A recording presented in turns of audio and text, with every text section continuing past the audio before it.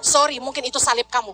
Tapi yang saya tahu, orang dari susah bisa jadi kaya kalau dia jujur, berintegritas, kerja keras, cerdas, dan sungguh-sungguh bangun hidupnya, nggak buang waktu pacaran, hidupnya pasti diberkati. Kekayaan bisa dicari, itu cuma akibat. Bahasanya gini, buah dari apa yang kita bangun dalam hidup kita. Jadi kekayaan bukanlah tujuan, kekayaan hanya sampingan. Karena kalau tujuan hidup kita cuma kaya, mari kita lihat orang-orang yang begitu serakah, yang tujuannya cuma jadi kaya. Mereka merugikan hidup banyak orang. Yang setuju katakan amin. Miliki tujuan hidup, visi yang benar. Visi hidup yang benar itu apa? Jadilah berguna bagi sesama. Dan hiduplah mempermuliakan Bapa di sorga.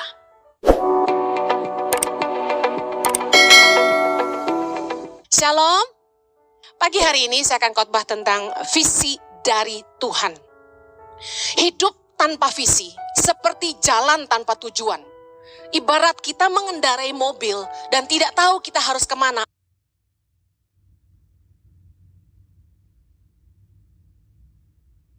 Apa yang terjadi? Kita buang-buang uang. Bensin pakai uang, betul? Kita buang-buang waktu.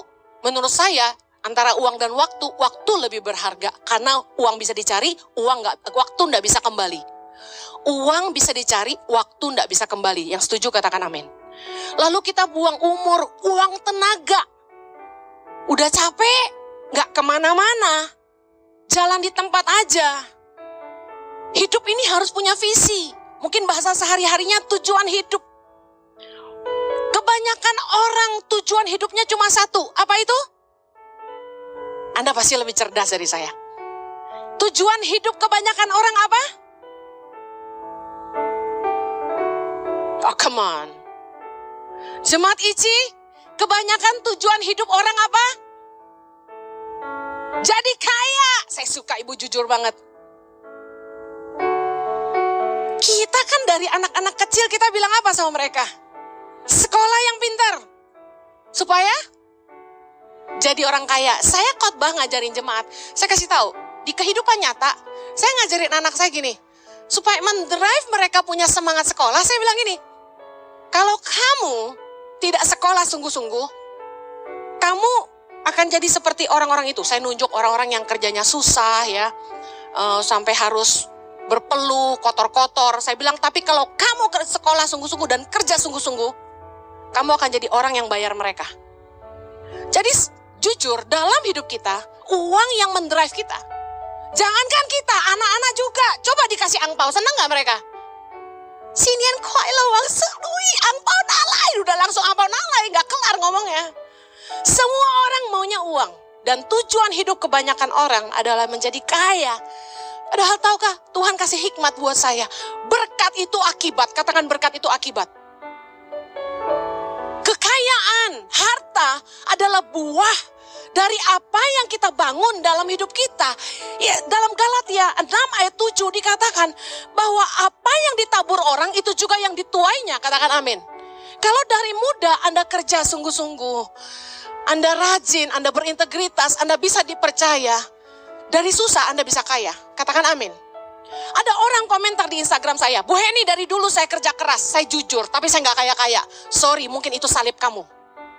Tapi yang saya tahu, orang dari susah bisa jadi kaya kalau dia jujur, berintegritas, kerja keras, cerdas, dan sungguh-sungguh bangun hidupnya, nggak buang waktu pacaran terus buang-buang duit yang bokamsut, hidupnya pasti diberkati. Kekayaan bisa dicari, itu cuma akibat. Tetapi kekayaan, harta, berkat hanya akibat. Bahasanya gini, buah dari apa yang kita bangun dalam hidup kita. Jadi kekayaan bukanlah tujuan, kekayaan hanya sampingan. Yang kamu bangun di hidupmu ini tujuan. Ayub 4 ayat 8 berkata, yang telah kulihat ialah bahwa orang yang membajak kejahatan dan menabur kesusahan, ia menuainya juga. Jadi ada orang yang tujuannya bisa salah. Dan bukannya menuai berkat, tapi menuai masalah. Jangan hanya ingin jadi kaya. Karena kalau tujuan hidup kita cuma kaya, mari kita lihat orang-orang yang begitu serakah, yang tujuannya cuma jadi kaya. Mereka merugikan hidup banyak orang. Yang setuju katakan amin. Miliki tujuan hidup, visi yang benar. Visi hidup yang benar tuh apa? Jadilah berguna bagi sesama. Dan hiduplah mempermuliakan Bapa di sorga. Agama lain berkata, iman, ibadah yang paling tinggi itu adalah hidup bermanfaat bagi sesama. Kalau Anda ingin hidupmu berguna bagi sesama, Anda mesti ngerti apa yang Tuhan mau dalam hidupmu. Dan tujuan hidup kita harusnya mempermuliakan Bapa di sorga. Yesus berkata dalam Yohanes 17 ayat yang keempat, Aku telah mempermuliakan engkau di bumi dengan jalan menyelesaikan pekerjaan yang engkau berikan kepadaku untuk melakukannya. Bayangkan, Yesus memberi teladan kepada kita. Tujuan hidupnya cuma satu. Makananku adalah melakukan kehendak Bapa, kata Yesus. Berulang-ulang dia katakan itu. Dan tujuan hidup cuma satu, menyelesaikan pekerjaan yang dia berikan kepadaku. Jadi, tujuan hidup kita haruslah selaras dengan kehendak Tuhan, supaya hidup kita berguna buat orang lain, dan hidup kita mempermuliakan Bapa di surga. Yang mau katakan amin. Nah, bagaimana kita ngerti? Kita ini sudah punya visi atau belum? Mari, saya ingin bantu Anda. Ini bukan ilmu kebatinan, tapi mari pejamkan mata sebentar ya. Pejamkan matamu, dengar pertanyaan saya. Bayangkan diri Anda 10 sampai 15 tahun ke depan, hari ini 2024, 10 tahun berarti 2034. 15 tahun kemudian, dari 10 tahun atau 15 tahun berarti 2039. Anda ada di mana? Coba bayangkan, Anda umur berapa hari ini, tambahin 10 tahun. Ada di mana Anda kira-kira? Bisa melihat Anda ada di mana? Lalu, bayangkan lagi, sedang mengerjakan apa? Umur Anda hari ini berapa? Tambahin 10 tahun. Lagi di mana? Ngerjain apa kira-kira? Lalu, mengerjakannya bersama siapa? Coba bayangkan di sekelilingmu tuh ada siapa ya? Ada suamimu, ada istrimu, ada anak-anakmu, ada stafmu, ada sahabatmu. Nah, sekarang mari lihat saya. Anda bisa melihat diri Anda sendiri 10 sampai 15 tahun ke depan jadi apa? Mengerjakan apa? Ada di mana? Bersama siapa? Itu visi. Itu tujuan. Tapi untuk menuju ke sana, Anda harus membangunnya dari hari ini. Apapun yang kita mau bangun 10 sampai 15 tahun ke depan, itu harus dimulai hari ini. Nggak mungkin jadi 10 tahun tanpa dibangun. Yang setuju katakan amin. Mari cek. Yang pertama, apakah yang Anda kerjakan hari ini, apapun pekerjaanmu, mengembangkan potensi atau talenta atau kekuatan yang Tuhan tanam dalam hidupmu? Kalau Anda bilang sudah, pertanyaan saya, apakah menurut Anda semakin tajam dalam potensi yang Tuhan tanam dalam hidupmu? Contoh, Anda seorang yang perhatian, pintar ngomong. Keahlian apakah itu? Mungkin Anda pintar dalam memberi nasihat. Tajam nggak di situ? Tajam bicara gini, Anda belajar bagaimana cara konselingin orang. Anda belajar firman Tuhan dan Anda pakai itu untuk menolong orang-orang yang membutuhkan nasihat Anda.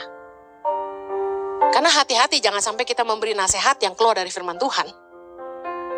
Apakah Anda mengembangkan potensi dan kekuatan yang Tuhan tanam dalam hidupmu? Apakah Anda tajam di situ? Karena menuju visi, Anda mulainya hari ini. Yang kedua, apakah yang Anda kerjakan hari ini membawa Anda dan keluarga Anda ke tempat yang lebih baik 10 sampai 15 tahun dari hari ini? Apakah yang Anda bangun hari ini akan membawa Anda dan keluarga Anda ke tempat yang lebih baik? Karena visi harusnya membawa seseorang ke tempat yang jauh lebih baik. Katakan amin.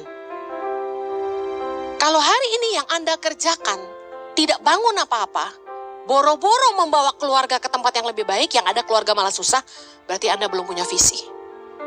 Yang ketiga, apakah Anda menggunakan waktu dan uang Anda saat ini untuk membangun sesuatu yang berguna bagi Anda dan keluarga Anda, bahkan orang banyak?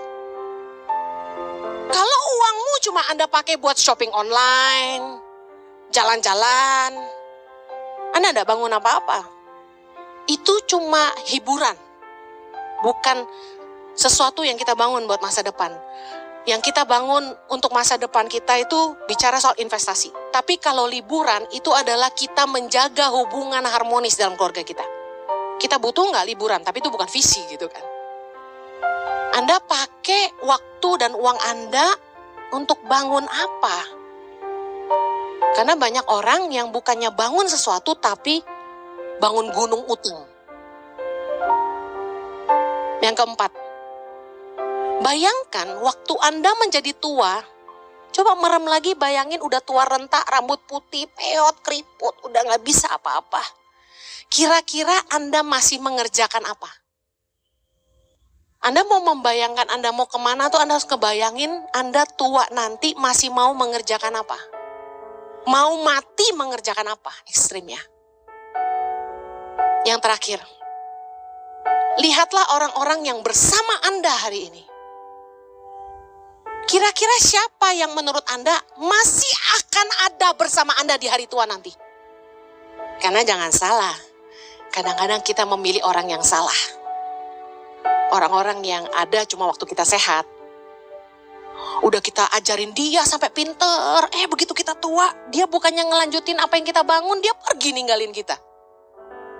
Jadi Anda harus wise memilih siapa yang Anda percaya hari ini. Kalau Anda bisa membayangkan siapa kira-kira yang hari ini bersama-sama dengan Anda, yang Anda investasi waktu, uang dengan mereka, dan mereka masih akan tetap bersama Anda ketika Anda tua nanti.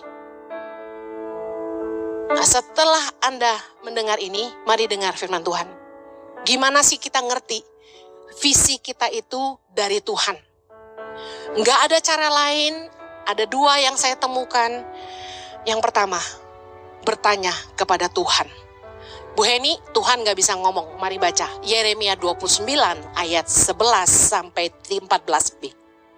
Yeremia 29 sama-sama. Sebab aku ini mengetahui rancangan-rancangan apa yang ada padaku mengenai kamu. Demikianlah firman Tuhan, yaitu rancangan damai sejahtera dan bukan rancangan kecelakaan, untuk memberikan kepadamu hari depan yang penuh harapan. 12. Dan apabila kamu berseru dan datang untuk berdoa kepadaku, maka aku akan mendengarkan kamu. Ayat 13. Apabila kamu mencari aku, kamu akan menemukan aku. Apabila kamu menanyakan aku dengan segenap hati, aku akan memberi kamu menemukan aku. Demikianlah firman Tuhan. Dengar baik. Tuhan berkata, aku ini tahu, mengetahui rancangan-rancangan yang ada padaku mengenai kamu. Jadi Tuhan kasih tahu kita, I'm the one who knows the purpose of your life. Aku yang tahu tujuan hidupmu tuh apa. Orang aku yang rancang, maksudnya Tuhan gitu. Saya selalu meyakini only the creator knows the purpose for his creation. Hanya sang pencipta yang paling tahu tujuannya untuk ciptaannya. Amen. Saya tadinya mau bawa ilustrasi telur, tapi nanti dibilang niru suami saya lagi. Kalau saya beli telur di supermarket, nasib telur itu ada di tangan siapa? Ada di tangan yang beli. Mau gua jadiin telur ceplok, telur dadar, bolu, sayang saya nggak bisa bikin kue. Atau mau direbus setengah mateng, itu terserah saya, betul? Kita ini ciptaan Tuhan. Dia yang punya tujuan dalam hidup kita. Kenapa tanya dukun? Dukun aja nggak bisa nolong diri dia sendiri. Kenapa nanya pacar, nanya pendeta? Aduh mak, jangan pernah nanya orang lain. Apalagi yang membutuhkan kepastian 100% akurat. Nikah sama siapa? Join bisnis apa? Invest di mana? Saya kasih tahu, hikmat itu datang dari Tuhan. Tuhan bilang gini, apabila kamu menanyakan aku dengan segenap hati. Bu Heni, saya udah doa Bu, Tuhan gak jawab. Seseorang kasih tahu saya, kenapa seseorang susah dengar suara Tuhan? Karena tidak intim dengan Tuhan. Kalau Anda merasa Bu Heni, saya gak intim sama Tuhan, saya susah dengar Tuhan. Ada caranya, bertanya dengan segenap hati. Segenap hati itu gimana? Kalau kamu naksir cewek, kamu gak nembak dia sekali. Kalau kamu sungguh-sungguh jatuh cinta sama dia, biar rumahnya di ujung kulon kamu pergi. Kalau ada cowok yang gak mau nyetir 2-3 jam buat ketemu pacarnya, saya rasa dia gak sungguh-sungguh. Setuju? Jadi kalau Anda sepenuh hati mau tahu apa sih rencana Tuhan buat saya, Anda cari dia pagi siang malam. Setuju? Anda doa tanya terus. Dia gak jawab, Anda tanya terus. You keep knocking on the door. Anda terus tanya, what is your purpose for me? Nah, saya ngomong ini gak basa-basi, saya lakukan dalam hidup saya. 2006, waktu saya pulang ke Indonesia, saya pernah cerita saya dapat panggilan Tuhan. Itu gak gampang. Yang saya tahu Tuhan mau saya pulang ke Indonesia, tapi mau ngerjain apa saya gak tahu. Sedangkan kami udah ninggalin Australia, udah jual rumah, udah tutup usaha. Gak punya income, bawa anak 2, suami 1. Saya berdoa tuh sama Tuhan, jengkang-jengking. Diranjang sambil nidurin anak, saya nangis doa. Pagi-pagi bangun tengkurap doa. Siang lagi reba-reba di sofa jagain anak Tuhan. Tuhan mau apa sama hidup saya? Lagi mandi nanya lagi, Tuhan saya harus bikin apa di Indonesia? Mau makan aja nanya, Tuhan saya di sini mau ngapain? Saya setiap hari berdoa, setiap waktu bertanya Tuhan, what do you want with my life Lord? Tuhan tuh mau apa sama saya? Saya sampai stres, darah tinggi gara-gara stres. Sampai tiap hari pengen muntah. Mama saya bawa saya ke dokter. Kenapa tensinya tinggi? Kenapa sampai mau muntah, hamil lagi atau gimana gitu kan? Ternyata ke dokter bilang, anak ibu stres berat. Gimana gak stres? Bangun sesuatu 10 tahun tuh gak sebentar. Dan apa yang saya bangun 10 tahun di Australia dibuang begitu aja.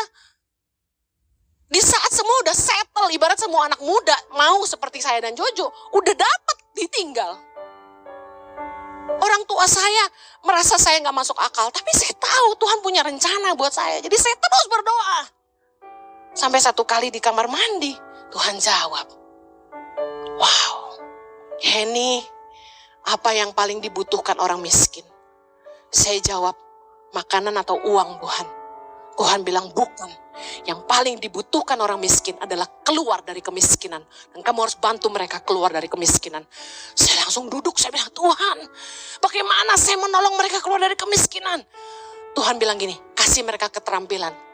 Karena dengan keterampilan itu, mereka bisa mendapat pekerjaan yang lebih baik, penghasilan yang lebih baik, dan memberikan kehidupan yang lebih baik buat keluarga mereka. Tolong mereka keluar dari kemiskinan. Di situ saya langsung tersungkur dan saya keluar dari, saya catat semuanya.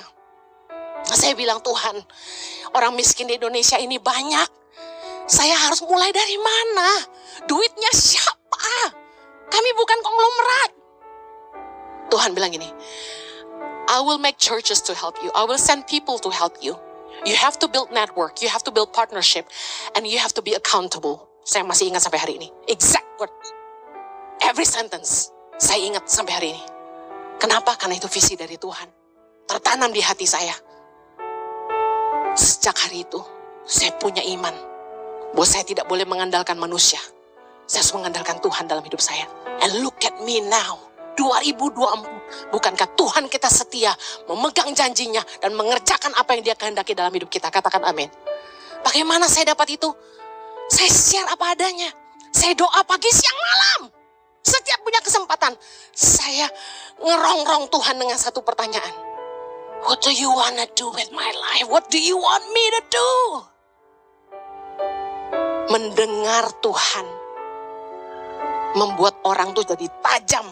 Gak buang waktu. Gak perlu coba ini, coba itu. Kuliah salah jurusan. Amsal 29 ayat 18 berkata, bila tidak ada wahyu, menjadi liarlah rakyat. Dalam terjemahan New King James Version, where there is no revelation, the people cause of restraint. Artinya, tanpa pewahyuan. Pewahyuan itu apa? Visi dari Tuhan. Orang jadi liar. Kalau Anda nggak ngerti tujuan Tuhan dalam hidupmu, Anda akan berusaha coba ini itu, karena Anda nggak tahu. Coba tanya anak kecil, kamu mau jadi apa? Masih kecil dia jawab pilot, dokter. Betul? Guru. Begitu udah gede ditanya, anak SMA, mau jadi apa? Gak tahu juga. 1 dari 100 yang ngerti tujuan. Dia kenali itu dari muda, dia mau ini dan dia konsisten sampai besar. Selebihnya, berapa banyak kita yang hidup kita hari ini gak sesuai jurusan kuliah kita? Angkat tangan.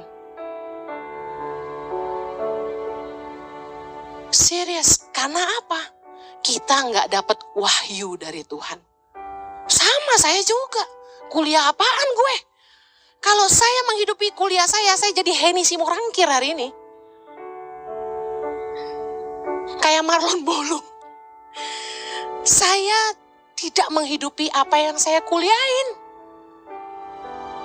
Wahyu atau bimbingan dari Tuhan adalah visi terkuat dalam hidup kita. Katakan amin. Yang kedua, bagaimana kita dapat mengerti visi dari Tuhan?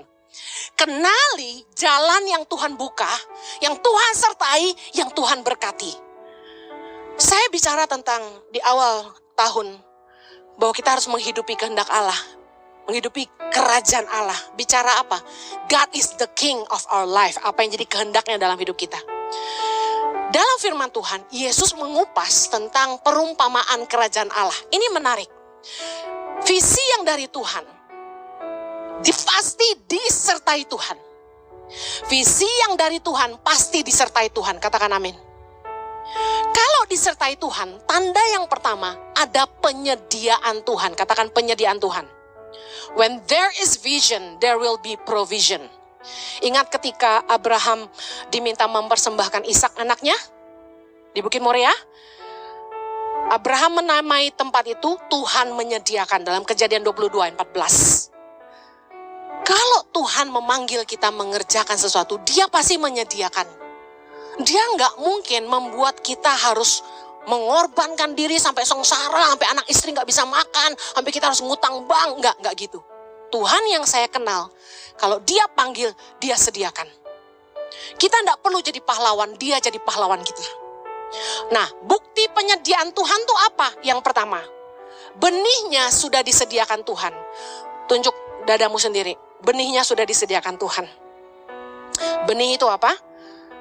Saya percaya gini, kalau Tuhan mempercayakan kita sesuatu, tidak mungkin Tuhan tidak menyertai kita dengan kemampuan. Ada pengurapan bicara soal kemampuan untuk mengerjakan apa yang Tuhan mau.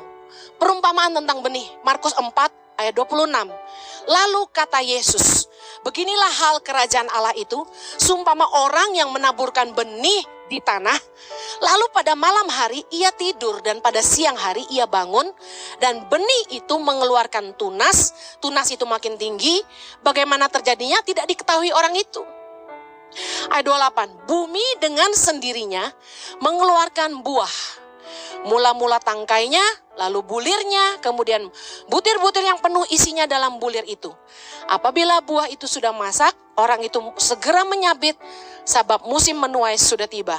Yesus mengumpamakan kerajaan Allah tentang kehendak Allah dalam hidup kita itu seperti benih. Bicara soal apa? Tuhan sudah menanam benih atau potensi dalam hati kita yang seringkali kita tidak sadari. Ada sebuah kemampuan ilahi dari Tuhan di dalam hati kita untuk kita mengerjakan panggilannya atau rencananya. Saya tidak pernah menyadari kalau saya itu diurapi Tuhan untuk menyampaikan firman Tuhan. Karena dari muda, saya tipe-tipe yang tidak, kalau dibilang super spiritual, super ngeroh, saya enggak. Saya mendengar Tuhan dan saya suka bilang Tuhan bicara gini, tapi saya tidak suka ngeroh-ngeroh tuh gini. Dikit-dikit tangan bergetar-getar, gitu. Terus bentar-bentar bilang gini, aku melihat di sana, aku melihat di situ. Ya, yang pakai baju putih, yang pakai baju merah gitu-gitu. Saya paling gak suka. Jujur, saya paling alergi. Sorry, saya tidak pernah memandang rendah nubuatan, saya percaya firman Tuhan. Tapi firman Tuhan mencatat banyak nubuatan yang dibuat-buat. Orang bohong. Banyak orang pengen kelihatan hebat di mimbar, mereka bernubuat padahal bohong. Itu bisa, siapa aja bisa. Dan saya gak suka orang yang kelakuannya sok ngeroh tapi hidupnya gak rohani. Nah jadi, karena saya punya mindset gitu, saya suka gak mau munafik gitu loh. Saya apa adanya, saya ngomong apa adanya, saya be myself, I don't care people judge me, duniawi. At the end, mendingan lu kelihatan duniawi, tapi hidup lu rohani, daripada lu kelihatan rohani, hidup lu duniawi. Menurut saya gitu. So, teman-teman saya ngelihat saya, Jojo rohani banget. Ini enggak. Makanya ketika saya di lounge, ketemu sama pendeta yang kenal kita dari muda, dari zaman kita belum married, dia bilang gini, kalau Jojo, om paham. Jadi pendeta. Ngomong aja kayak pendeta, ya kan? Kalau Henny, om gak habis pikir, dia bilang gitu. Bisa jadi pendeta maksudnya. Kenapa anak sebandel saya bisa jadi pendeta gitu? Justru, karena gue bandel, khotbahnya lebih real. Orang jadi ngerti. Daripada gue pura-pura rohani, lu juga susah ngerti ntar.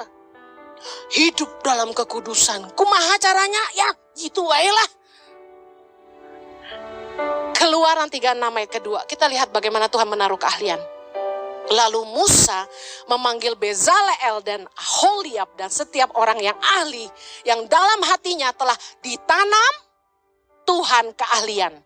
Setiap orang yang tergerak hatinya untuk datang melakukan pekerjaan itu. Ternyata untuk melakukan pekerjaan yang Tuhan suruh, untuk melakukan pekerjaan itu, Tuhan menanam dulu apa? Keahlian. You are able to do it, but you don't know that. You didn't know that you are able. Saya nggak pernah tahu saya bisa khotbah. Saya takut disuruh khotbah. Saya marah-marah sama suami saya tiap kali. Orang nanya, istri Pak Jojo bisa khotbah? Dia bilang, oh bisa. Saya langsung, kamu gimana sih? Gak bisa, aku gak bisa. Anda lihat saya hari ini, Anda gak tahu aslinya saya. Saya itu introvert banget, ketemu orang susah ngomong.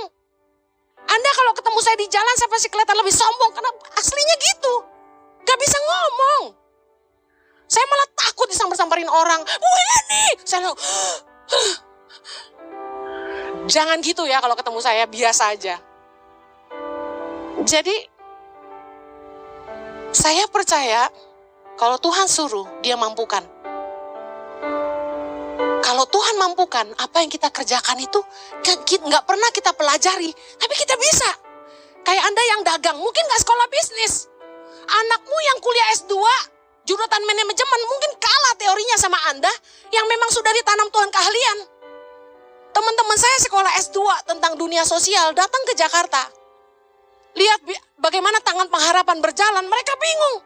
Kok lu udah ngerjain yang gua sekolah katanya gitu.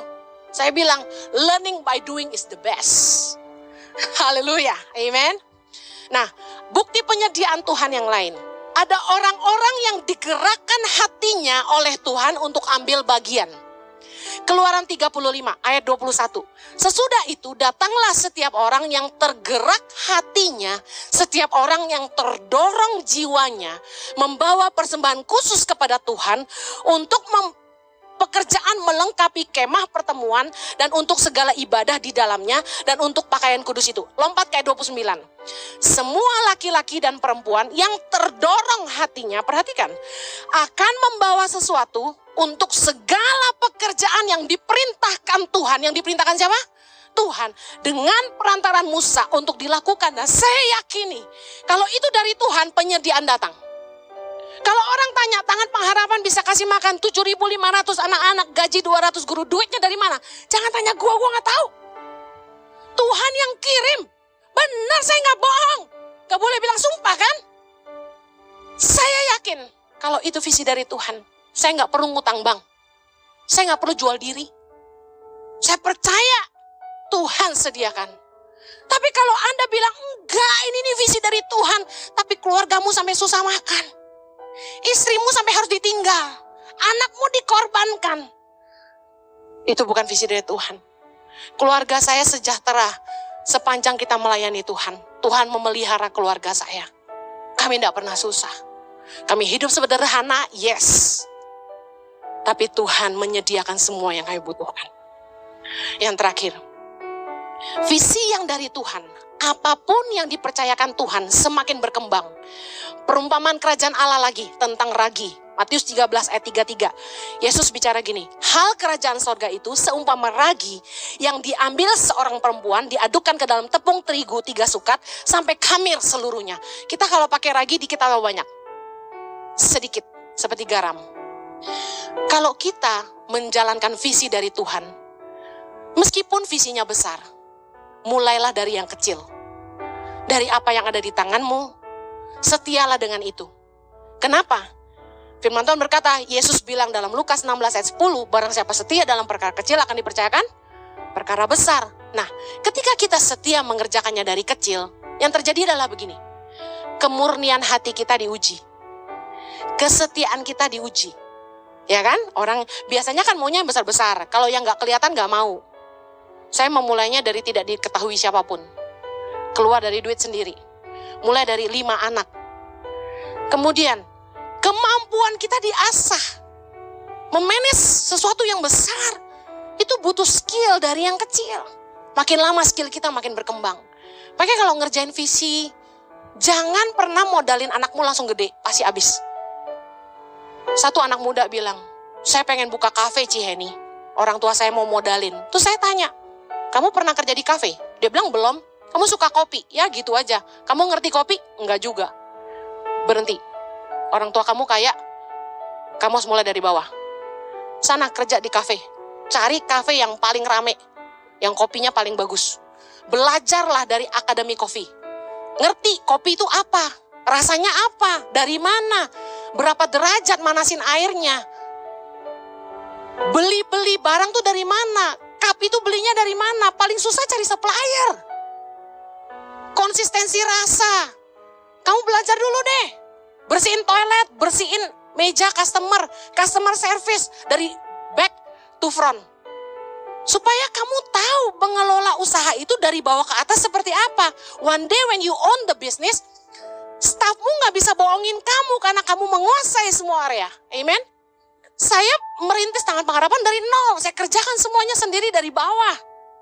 Jadi hari ini kalau saya meeting, saya ngerti semua yang mereka omongin karena saya sudah ngerjain semuanya. Dan staff gak bisa bohongin saya karena saya tahu destinasi kesini kesana seberapa jauh. Sulitnya seperti apa. Mari, kerjakan dari kecil. Percayalah kalau itu dari Tuhan pasti berkembang, katakan amin. Yang terakhir, visi yang dari Tuhan memberi dampak yang baik bagi hidup orang banyak. Bukan merugikan orang lain. Perumpamaan kerajaan Allah tentang biji sesawi. Markus 4 ayat 31. Hal kerajaan itu seumpama biji sesawi yang ditaburkan di tanah. Memang biji itu yang paling kecil daripada segala jenis benih yang ada di bumi. Ayat 32. Tetapi apabila ia ditaburkan, ia tumbuh dan menjadi lebih besar daripada segala sayuran yang lain dan mengeluarkan cabang-cabang yang besar sehingga burung-burung di udara dapat bersarang dalam naungannya. Lihat ini, mulai dari kecil tapi begitu besar. Burung-burung bisa bersarang. Artinya apa? Dari kecil jadi besar dan berdampak buat hidup banyak orang. Coba uji apakah visi yang Anda bangun atau Anda kerjakan dalam hidup Anda hari ini memberikan dampak yang positif, menambah nilai, membuat hidup orang lain lebih baik, membuat kebaikan di bumi ini, atau malah merugikan orang lain. Karena kalau visi itu dari Tuhan sudah pasti memberikan kebaikan bagi hidup orang lain. Amen. Mari ambil waktu, berdoa sungguh-sungguh, gumuli sungguh-sungguh. Tuhan berjanji kalau kita cari dia sungguh-sungguh, dia akan bicara sama kita. Anda yang sudah senior, dengar baik. Sometimes orang tua itu udah kehilangan visi. Mikirnya gini, gue mau apa lagi, udah tinggal nunggu mati. Jangan. Jangan nunggu mati. Selesaikan pekerjaanmu di bumi. Doa sungguh-sungguh. Apa yang Tuhan mau. Karena orang tua yang tidak punya visi, mereka bukan hanya nunggu mati. Mereka hidup di masa lalu. Karena orang yang hidup tanpa visi akan hidup di masa lalu. Ngomongin dulu waktu saya masih muda, dulu waktu saya masih kurus, dulu waktu saya kaya. Gak perlu ngomongin yang lalu, itu kenangan yang manis buat kita. Pelajaran buat anak cucu kita. Tapi mari doa sungguh-sungguh, Tuhan pakai hidupku. Amen. Kita doa. Bapa di sorga, hamba-Mu berdoa agar Engkau membukakan telinga rohani umat-Mu. Buat mereka peka mendengar suara-Mu. Berbicaralah.